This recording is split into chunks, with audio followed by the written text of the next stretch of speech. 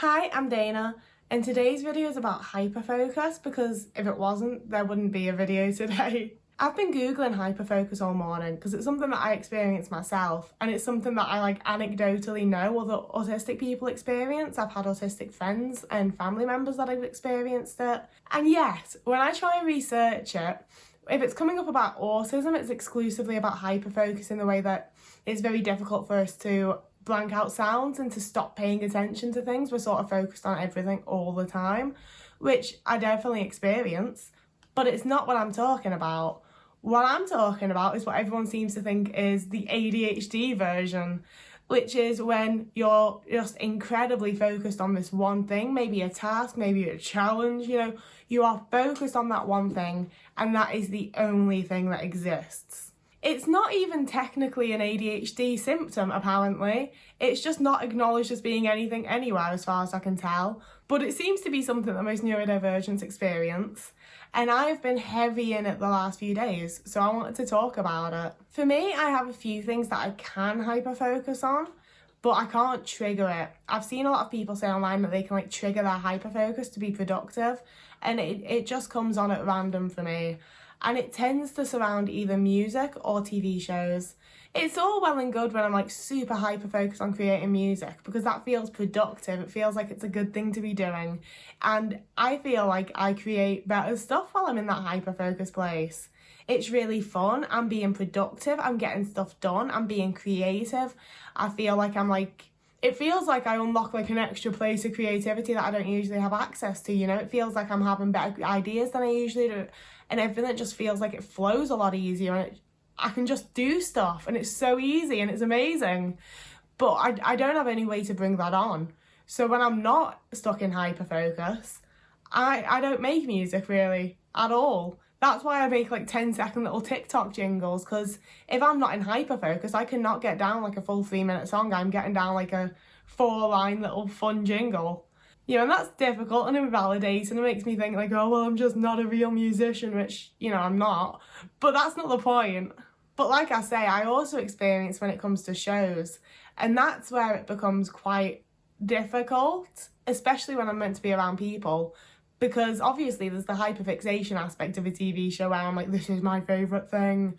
But then combine that with the hyperfocus that I have on this show is to the point where I can have someone talking directly to me while I'm not even watching the show, but I'm playing it back in my head. And I haven't even noticed that this person's talking to me because I'm so hyper-focused on this show. And obviously it becomes like that while I'm watching it as well. You can talk to me while I'm watching Gentleman Jack and I am not hearing a thing you say. Because it's just this extreme focus, It's not me being rude, it's not me ignoring you. I haven't noticed it because I am so focused on this one thing. It's taking up every ounce of energy that I have to focus on anything. So I can't focus on everything else. Nothing else exists in that moment. It is very, very mixed in with executive dysfunction for me though, because it does get to a place of, I haven't eaten, I haven't been to the bathroom, I haven't showered in days. It's such a hyper focus that nothing else matters. Executive dysfunction just falls to the wayside. I'll have the thought of, ooh, I'm hungry, but I just don't care enough to fulfill any needs that I have because I'm so focused on this one thing that it's really easy to turn off the signal of oh, I need a wee. It's oh, no, I don't. I'm focusing on this instead. I don't think it's something that anyone's going to understand unless they have experienced it. So if you have, I'd love to know that you understand. But it is just such an all-consuming, it's so difficult to even notice anything else, never mind do something about it. And for me, that's a big part of the reason that I have cats. Because it's very, very, very easy for me to just sit here all day and do my thing and not think about anything else. I won't eat, I won't sleep, I won't shower, I won't do the stuff that I need to do to survive as a bloody person. But if I have little kitty cats that are dependent on me, I'm not going to leave them to go hungry. I'm not going to let their water run out. I'm not going to leave their litter trays to go really gross. They need to play every day. They have needs that I have to supply. There's no one else here to do these things. If I don't supply the cats the things they need, they're not getting the things they need, and that's just horrible and animal neglect and animal cruelty and blah, blah, blah, blah. So for me, I've very much combated that by having like, oh, well, here's a thing that's totally dependent on me to pull myself out of it. I have to pull myself out of it. But I won't do that for myself. I won't do it because I want food. If my cats want food, I am there. So as you can imagine, another thing that often comes along with hyperfocus for me is isolation. Why would I want someone there to try and pull my focus off of the only thing that I can focus on? I'm not going to go and visit someone or meet up with someone or invite someone round when I have this thing I want to do. It's the only thing I want to do. I don't need anyone interrupting me in it. And that's all well and good when it's like, well, I just need to finish this season of a show. Not so well and good when it's, oh, well, I'm doing music. I'm writing songs and recording music, and I'm just not going to go out or see anyone for the next 3 days. And for me as well, that's also only because I live with Rich. So he eventually tells me, you need to shower, you need to go out, you need to get some fresh air. If I didn't live with someone, like if I lived on my own, I would probably go like that for weeks, and I'd really enjoy it. I'd absolutely love it. I wouldn't, I see what's wrong with it from like the perspective of like, it's not healthy. Mentally, it's not healthy because you're isolating yourself and only focusing on one thing. Physically, it's not healthy because you're not using the bathroom often enough, you're not washing enough, you're not eating enough. I see what's wrong with it. But I also know full well if I didn't have someone else to tell me what's wrong with it, I wouldn't see anything wrong with it after a while. I would just be like, yep, this is what I do now. And I'd love it. I know that I would really, really fucking enjoy it. Because that's one of the big things with hyper-focus on music, is that it's incredibly fun to do something that I want to do a lot, but I'm not usually good at it. And I don't know if this is something anyone else has experienced, because I've watched a bunch of videos from other autistic people talking about this now, and everyone sort of mentioned that it's nice having the thing you're good at, but I don't feel like I'm good at it when I'm not in hyperfocus. Like that's why like I paint quite a lot, but I'm not including that in this, even though I do think I can get quite hyper-focused while I'm painting. I'm not including that because it's very much something that like I could sit down now and paint something. It's something I can just do on demand because I enjoy doing it. It's fun. I could just sit down and paint you something right now. But if you just grabbed me on a normal day and were like, sit down and write a song, I'm going to be there 4 hours later with 2 lines and a lot of tears on my face because I can't fucking do it. Hi, Jodie. Like I've had those days. I've had so many days where I've sat myself down and been like, we spent last week making like 4 fucking really good songs. Make a song now. And I'm just sat there like hours later with nothing coming out. I've tried a billion different things and just nothing's good, nothing's working, nothing sounds right. And yet when I'm in hyperfocus, I'm just fucking doing it. I'm just nailing it away. And it's still music. I still might have to like, I've recorded this chorus, but now I hate this chorus. Let's re-record a chorus. I'm still not perfect at it, but I can do it. And I can't usually. Combine that with the satisfaction and validation from doing something actually productive, and I could just, I could sit in that feeling forever.